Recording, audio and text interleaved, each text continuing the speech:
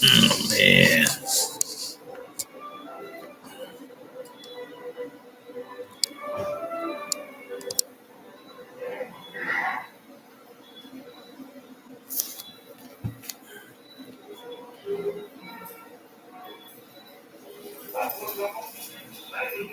Look here, there. Look here a second.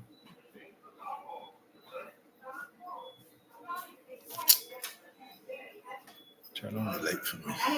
Turn on the light for me. Oh, that's what it was. It was in the dark. I didn't know what was happening. So that's what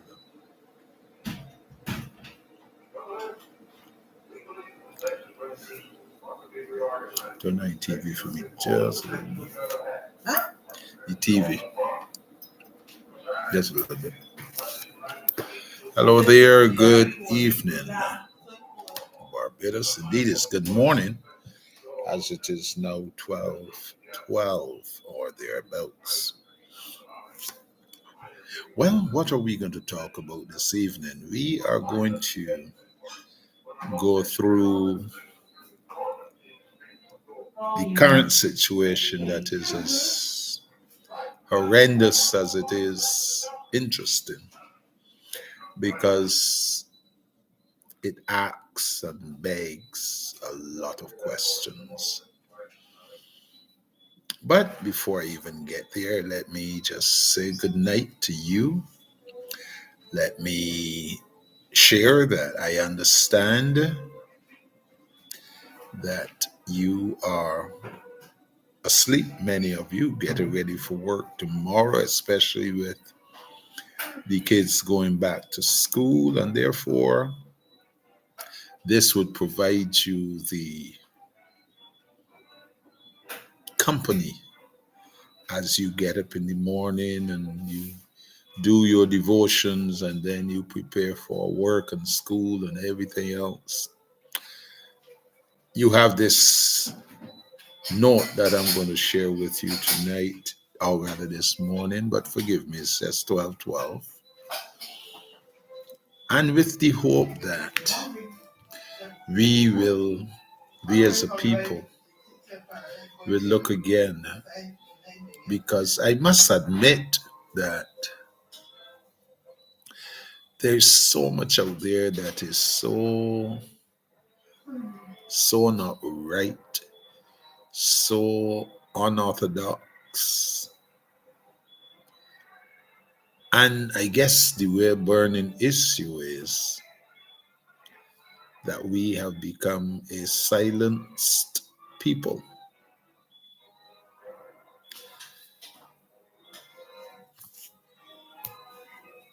Fear has taken over, initiative has disappeared, and we continue to succumb to the strategies of the enemy, who deals primarily in the macabre. So here's hoping that yesterday was a very good day of work. You put in your time, you did well. Courtesy was on the up and up. Respect and regard found their place. And that tomorrow will be even better testimony to what has gone on and what will go on. And so let's tonight look at the idea of the United States going into Venezuela. But let's look at those things that facilitated that incursion and pull it off as easily as it did. On one hand, you have a very powerful country the elite in military might, a person at the top who observe none of the rules, policies, laws, regulations that are out there.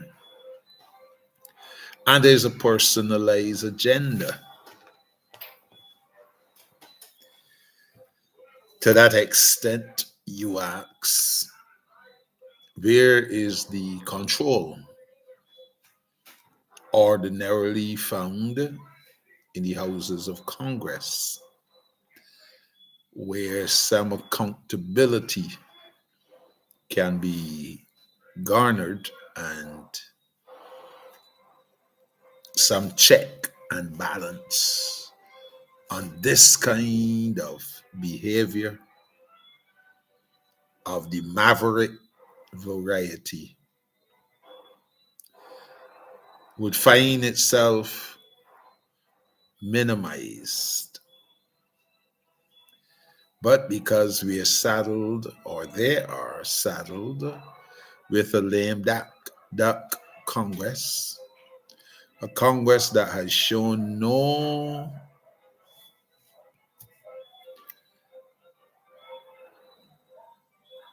embrace for honesty, and who would lie for what has gone on at the drop of a hat. You have a Congress who believe that whatever is done for the good of the people, or even though they're very questionable actions taken every day, and it is very clear the courts have ruled, many of the departments have issued positions on matters that are ignored or just disappear.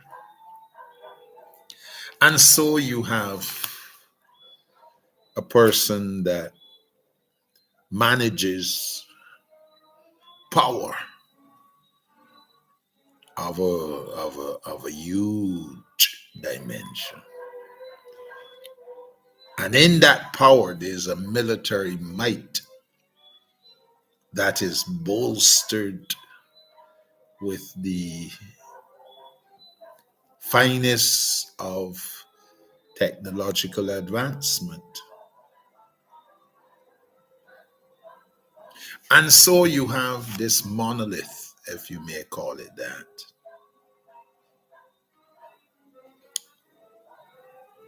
who for some reason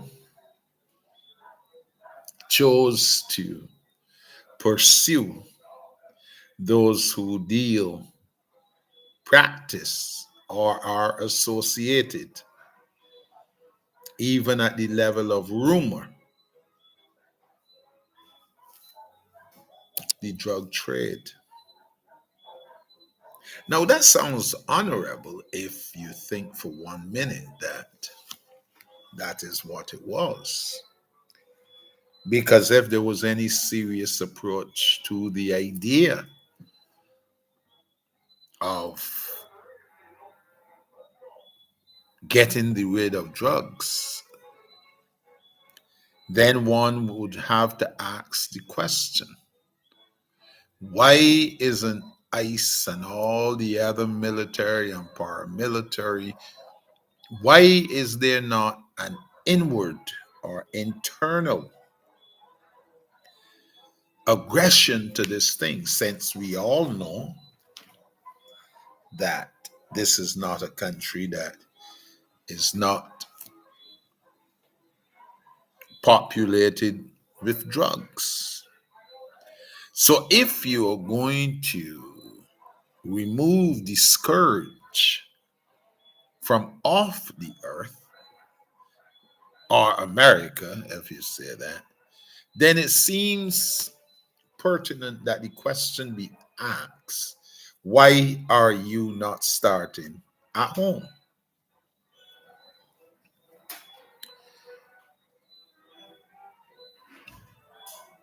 And then you leave there and you springboard to the Caribbean, Now you have Jamaica that has been involved in marijuana trade and use at a very prolific level for quite some time. Needless to say, Jamaica does in fact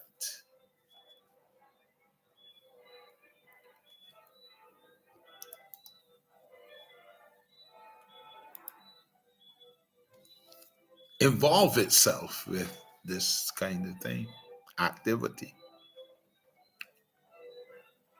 But we don't touch Jamaica now. And indeed, quite a few countries of the Caribbean are drug riddled.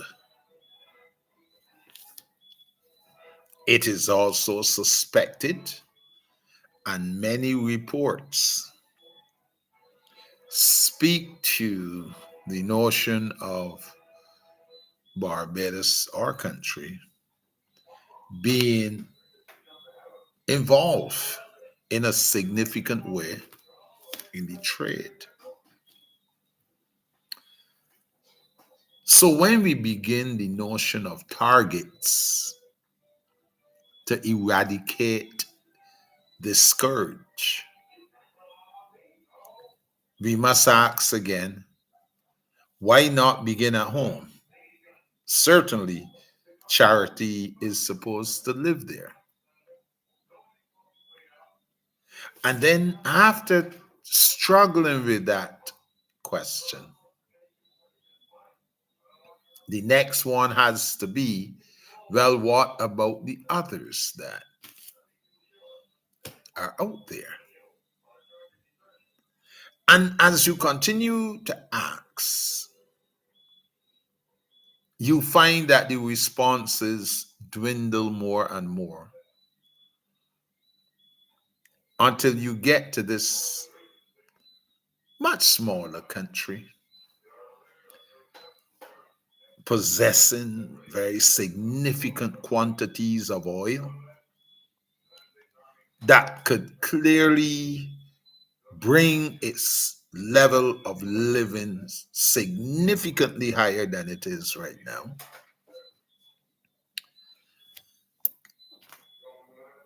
And get its people off to actualizing their goals, dreams, and everything else. So you come there, you look, and you try to remark on some of its previous leaders. You lambast it for being, as you say, of a socialist mode. And because of all of this, you link that up with the drug trade and you declare more or less that Venezuela is one of those pillars of the drug trade. And you go after them systematically. While most observers long understood that this was never about drugs because Venezuela does not play that significant a role. It plays a role, but not that significant a role. And therefore, the whole thing looked questionable. Well, in the last 48 hours, we did hear of America deciding that it wants to take over the oil resources of Venezuela and manage them. Now, please tell me, in the light of this development, how does America justify to the international bodies and Congress the actions that they took with there being very little provocation. You bomb boats, you said, were carrying drugs. You admitted that the boats were in international water, so they weren't on your property, and you did them in.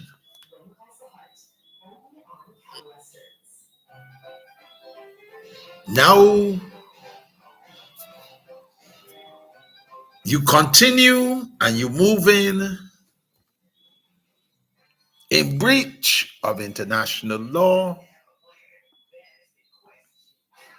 settled cases in the International Criminal Court,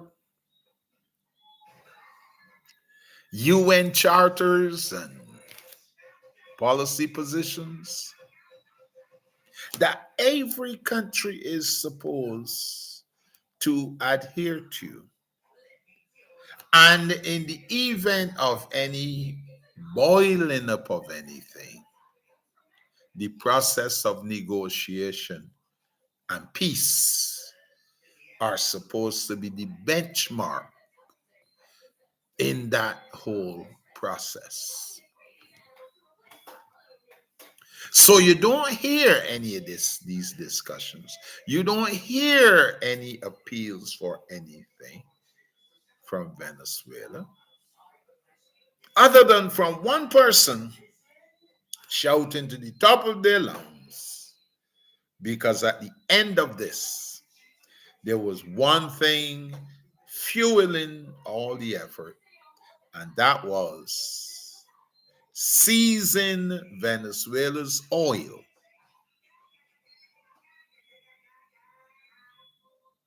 in a process that included invasion, kidnapping the president and his wife. By the way, he was legally elected president. For those of you who want to listen to the propaganda and the PR, and you want to associate Mr. President Maduro with all the things that you think would make it attractive to legitimate or legitimize these illegal actions, you can. Small things amuse small minds. And when you take legitimate leaders out of a country that is sovereign, you have breached more laws: social, economic, political, internal, external, regional, international.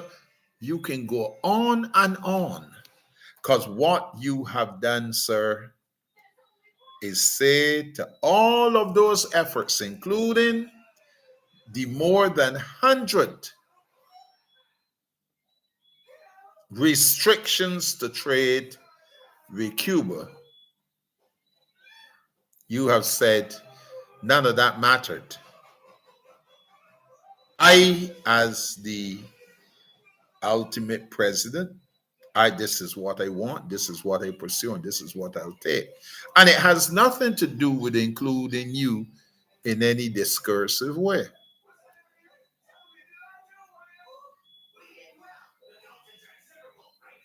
So you took them out, which is against the UN conventions. You took them out as you disregard the sovereignty of the people of Venezuela. You illegally kidnap a legitimately elected president and his wife, and you bring them back to your country to be tried under your laws, not Venezuela's laws, because then you will have to ask, what rules and laws did he break in Venezuela? That is not what is on the table. He is now in New York fighting trumped up charges.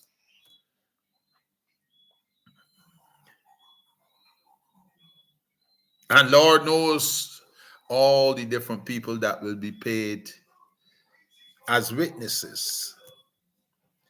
It is my hope. It is my hope because everybody, every public officer is not so blind and so afraid that they must lie about truth. And when this case is thrown out, that still would not have made the American action legal in any way, because you've breached the rights of a country's sovereignty, and therefore every other country stands but in the way of being so treated. The only thing that will bring about some restraint is the Chinas, the Russians, and those persons, even Brazil, which is now considered a World War country, a first world country. Hopefully, these act as a buffer and a pushback from other countries being visited in this way. We are aware that Greenland stands under threat as we speak. And there was a time when one could argue, one could look to some dialogue, some exchange that sought to get to the bottom of things. This is not so. But just perhaps it explains why Netanyahu of Israel was allowed to annihilate the Middle East not so long ago. And in return for a few of his people dying, thousands, untold thousands have lost their lives.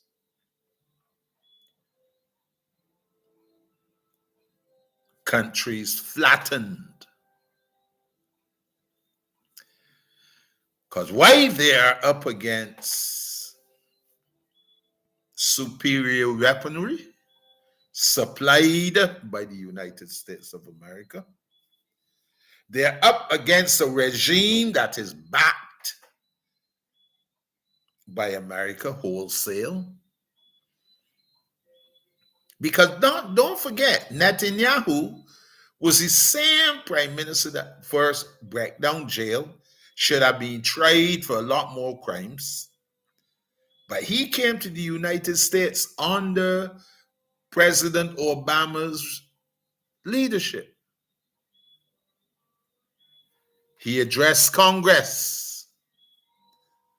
And I do not believe that the president was accorded the respect and regard that was due him. He walked into that country with the support of Congress, the Republican Party, and he was allowed to disrespect the President of the United States.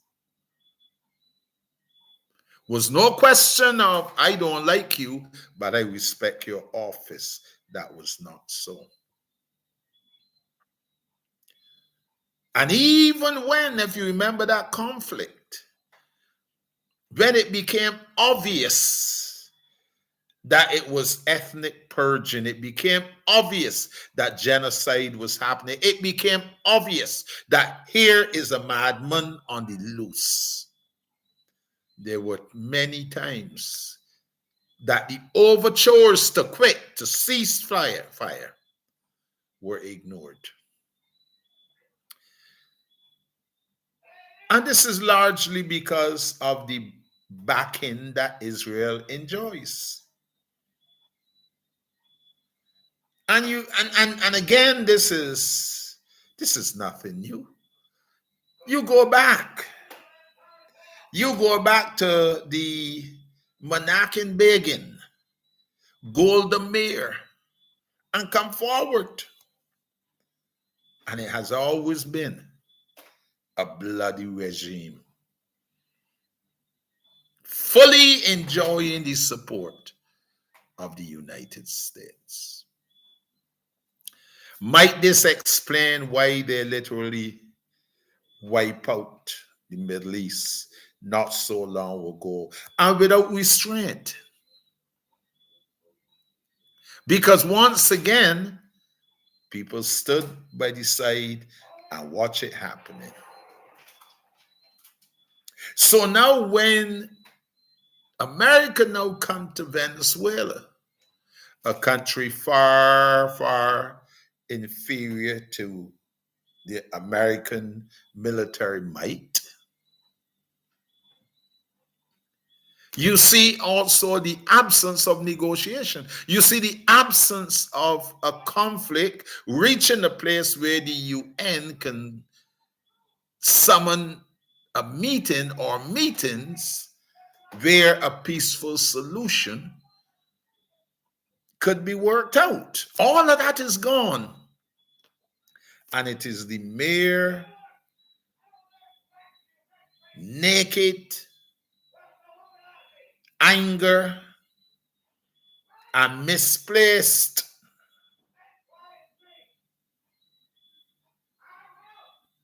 opportunism that Venezuela finds itself at the behest of the American government, who, by the way, went ahead and facilitated the installation of Ms. Guterres as the acting president of Venezuela, who states in her acceptance speech that she is looking forward to be as cooperative as can be with the American government, who hours earlier took her president and his wife from out of his and their country. So you now have a puppet regime now,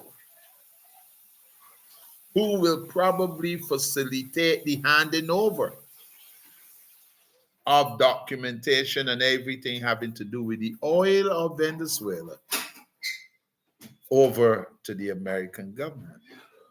As a matter of fact, during some clips today, you heard Congressman Scott and the others saying that there was no war, there was no anything like that. It was just executing the law, except that they did not say what laws were broken and where was America appointed to be the police. And even if you can find that kind of argument, how was it excluding all international bodies, including the UN? And see what is so critical when, for example, some of the Congress people, largely Republicans, I mean, you hear these people tell some lies you can't believe. Now you see where Trump gets so good at, you know? And so we find Venezuela perched within the Caribbean Sea. And there's this notion of CARICOM and all these regional bodies and everything else. And just perhaps now somebody will look seriously at bringing the Caribbean together as a bloc.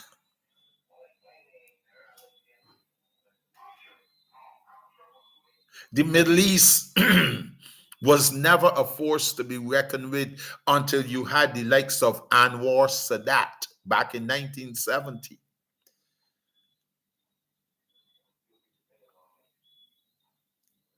That put together an organization of the countries from which OPEC came to life. And now they were functioning as one voice and one body. Now, was it successful?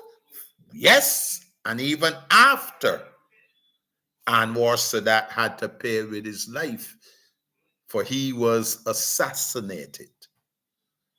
And his crime was for bringing his people together, recognizing their strengths, and negotiating for a place in the business world, in the economies of the world, on the basis of their natural resource, i.e., oil.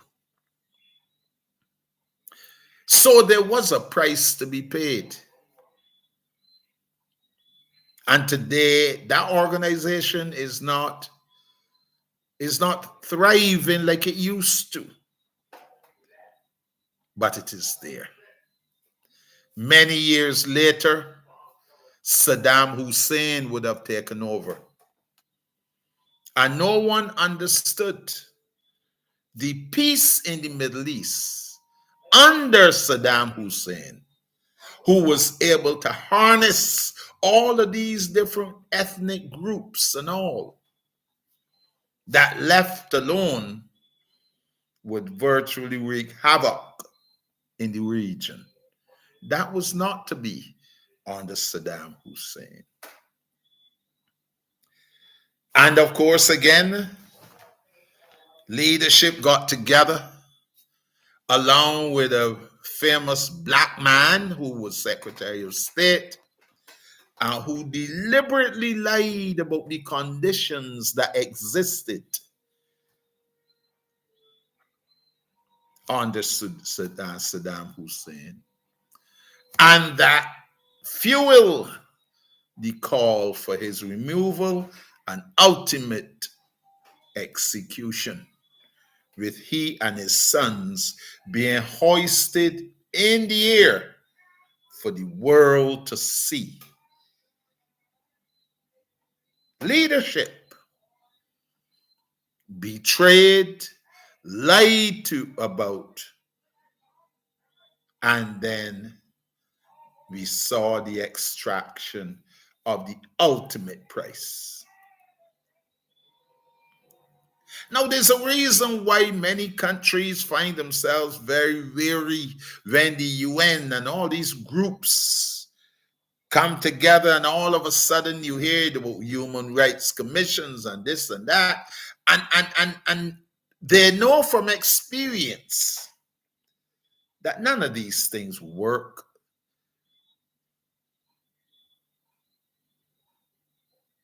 They never do. Those persons, they are designed to be protected from. Those persons walk over them and trample them all day long. And even today, as you listen to the responses and the pushback, you heard very guarded language. You heard people saying and not saying. Even though the laws, the rules, everything are settled and they're on the table. You have a Congress, lame duck, that refused to summon the president to a hearing where he must produce the evidence that precipitated his behavior. That was not to be. Now, this is the same Congress that impeached one of the presidents for having some carnal knowledge and some exercise with a young lady, said to have lied about it, and therefore.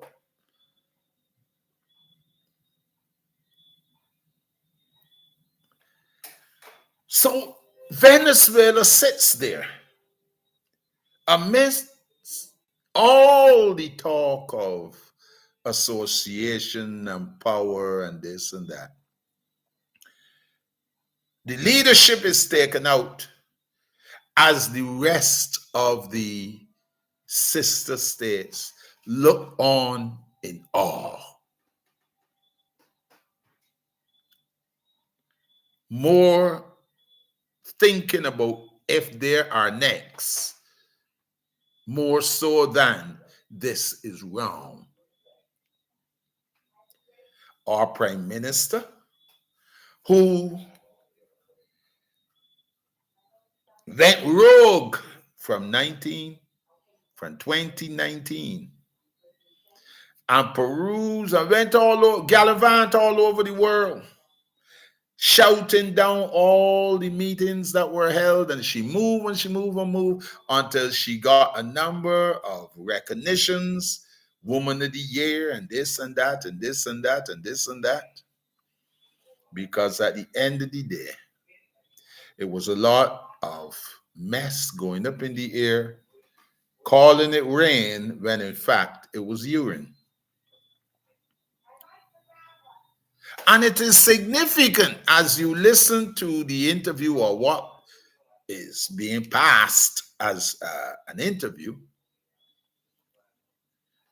Her quests and question and concern is about oil prices, not the injustice that was wreaked on another country far inferior to the other, not the illegality of removing a president and his wife from his legally elected position. None of this is talked about. Instead, a very lame duck, and that lame duck is being overused tonight by me, but that's all right. A very crazy notion was put, which she said time and time again. She spoke of the vulnerability of little countries and how they stand to be disadvantaged by the bigger countries and this and that.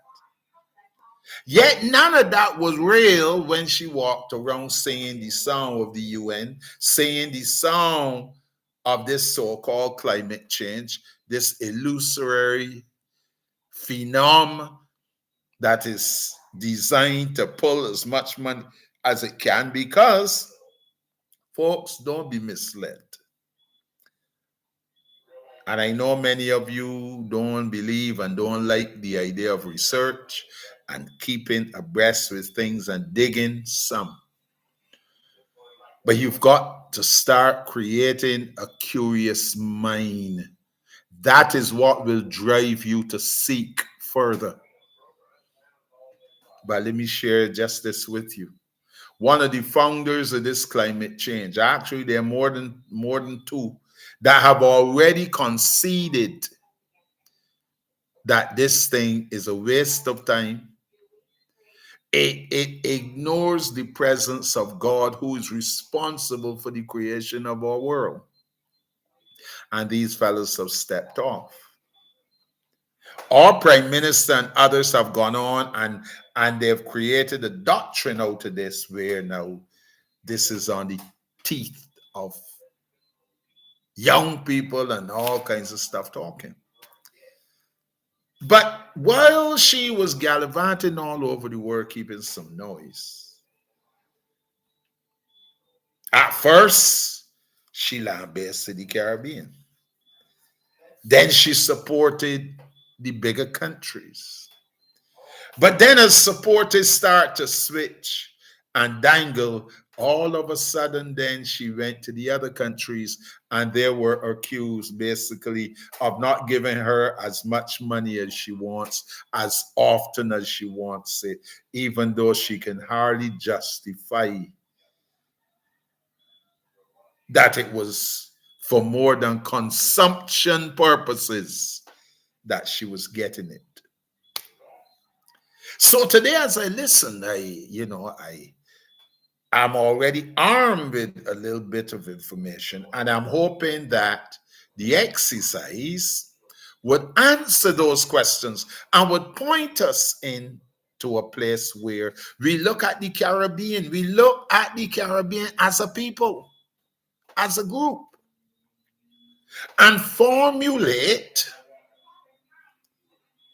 a position where all can agree, at least on the necessity of coming together, of protecting each other, of speaking on behalf of each other. That was not to be. We are told that it is too early. I'm not sure what is early, because we do know that Venezuela, there's nothing out there that speaks to Venezuela beating down this or beating down that. No, just a little speculation out there. There's nothing out there that says anything other than they went into the people's country. First of all, they blew up quite a bit of stuff, went and take the president and his wife out of there, ignoring international law, ignoring the UN policy position, ignoring everything that should have controlled such behavior. So when the prime minister is going to speak on behalf of, or speak with reference to the Caribbean, the CARICOM group, one can only ask themselves, what more do you want to show you that you need to convene and you need to put together a policy position, even if it is extended later on as more and more information comes into sight? But what is there from stopping you, if you got any teeth, you see? If you got any teeth, what is there from stopping you from recognizing the illegalities, the breakdown in protocols, the setting aside to negotiation and peace, and on we can go? But you see, this is where the 3 blind mice, in this case, the 14 blind mice, running all over the place until the farmer gets home, and then making sure that they are not caught with any corn in their mouths. So they quite glibly move around the issues, glaringly vicious and unkind, and reserve their right to come later and see and look like they have been part and parcel of it all, which is not true. You see, foreign policy is only foreign policy when it is staked in integrity. When it is used as a political tool and you switch your mouth according to how the wind blows and everything else, that's not foreign policy. That's a bunch of opportunists looking after themselves and their own personal welfare. And maybe, just maybe, this is why the Caribbean is where it's at. And because we have had over and over again ambassadorial staff from all of them coming with little or no background and backbone, but armed only with the largesse of the appointment. bereft of ideas and initiatives and everything else, we are now appearing to be so lame, it ain't funny, so ineffective. And no wonder nobody is taking us seriously. Because one thing about those guys up there, ladies and gentlemen, if you notice, those leaderships are steeped in age, experience, and expertise. You don't keep these guys in the 70s and their 80s because all they can do is dribble and urinate in their seats. They have significant information. They have an insight that will take you where you need to go. And this is not found in youth, because youth would not have lived long enough to accumulate the wisdom nor the experience, and I dare say the expertise. So we are at a place where Venezuela today must feel very betrayed. Venezuela now must wonder, what was its place in these organizations in the first place?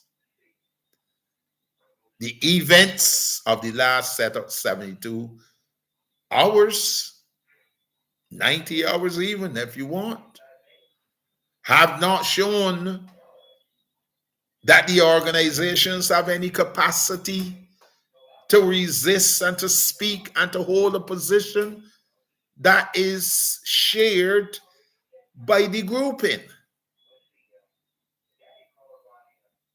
And so once again, a bully triumphs. And with the only possible respite being a not guilty verdict in a court of law after very strenuous representation from the lawyers of Maduro and his wife. On the face of it, there doesn't seem to be any complications to that view, because the arrest is against, it breaches everything, including international law. On the strength of it, they bomb the people out, and there's no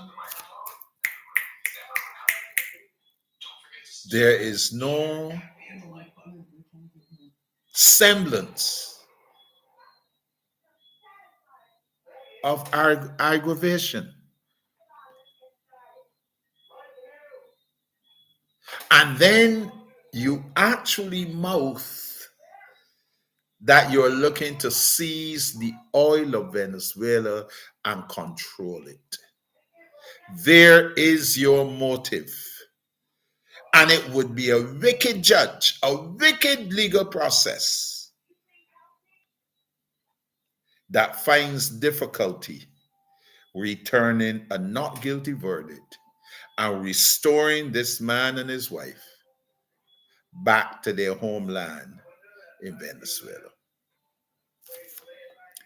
It's early. The jury is out. And I think Barbadians need to look at this thing with bated breath, because it speaks to our weaknesses. It speaks to our need for strength in certain areas. It speaks to more the need for a definition of purpose,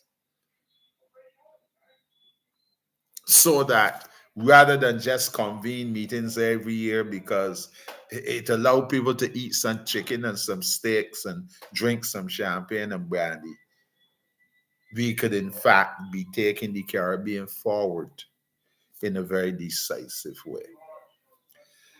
It is noteworthy that Guyana is now labeled the only country in the world capable of sustaining itself. What a feat. And if you notice, it all happened in the last set of months as oil became a serious discovery. Is that why Venezuela's oil is now a target for America?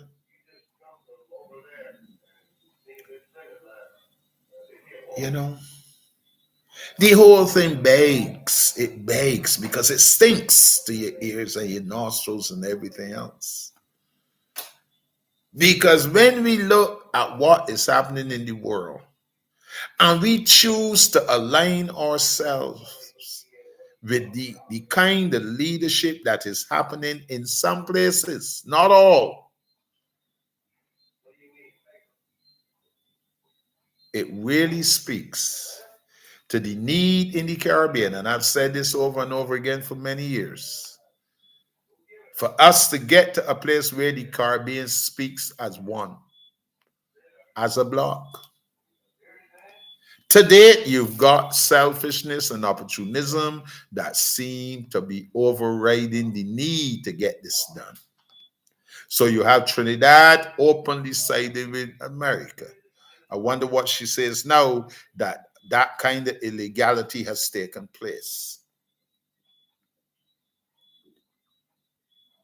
But the effort has to be from here on in to unify the Caribbean, unify in purpose.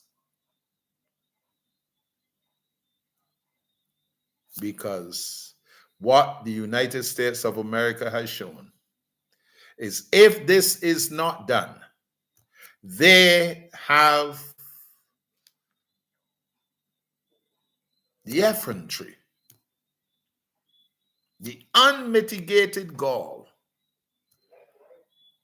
to come in as they see fit.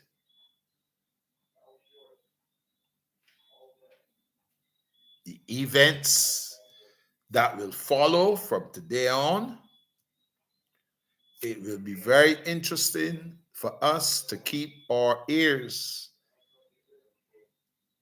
as we listen to developments happening in Greenland.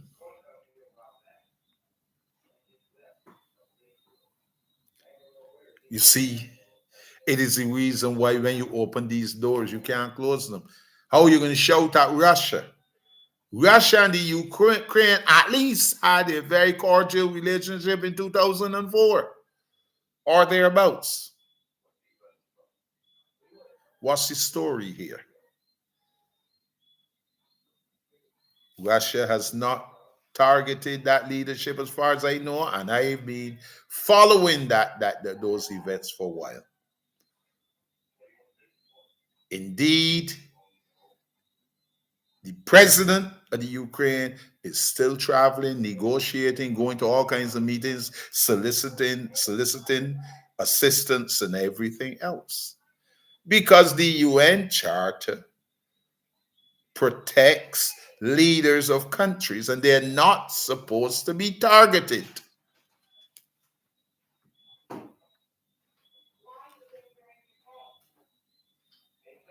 So, brothers and sisters, we wait with bated breath.